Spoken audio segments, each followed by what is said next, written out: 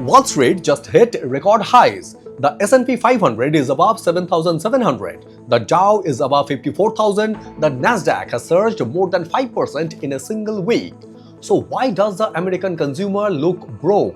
Hi, this is Indranil and welcome to the Spotlight Media and Technology, where we go beyond profession, beyond headlines, beyond borders. And here's the uncomfortable part. The stock market and the economy are not the same thing. On paper, America looks incredibly strong, but look beneath the headline numbers.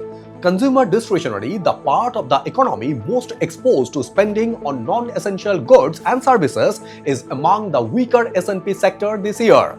Energy costs are also putting pressure on households, and as household saving remains under pressure, consumers have less financial cushion to absorb another economic shock.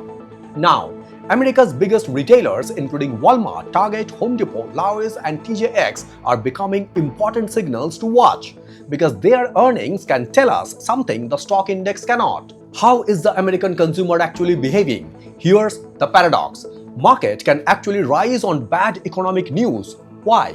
Because weaker employment can increase expectations that the Federal Reserve could cut interest rates, and lower rates can make borrowing cheaper, support asset prices, and potentially stimulate investment. So Wall Street can effectively say the economy is weakening, but that could bring cheaper money. That's very different from saying the economy is getting stronger. And that distinction matters. From the Spotlight Media and Technology's ESG perspective, this is a governance and resilience issue.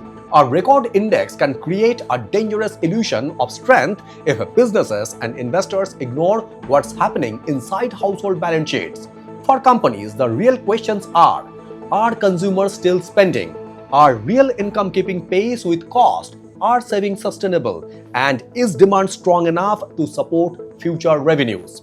Because eventually, corporate earnings depend on the consumers. So if you are building a business, allocating capital, or advising clients, don't just read the index, read the consumers. A market rally driven primarily by expectations of rate cuts is very different from a rally driven by strong underlying economic demand. Wall Street may be celebrating, but Main Street is the test. If you are navigating economic uncertainty, ESG strategy and communication at your organization, we help companies with ESG strategy and communication. Link in the description. This is the Spotlight Beyond Profession, decoding what the headlines leave out. Beyond profession, beyond headlines, beyond borders. Thank you very much for watching and signing it off.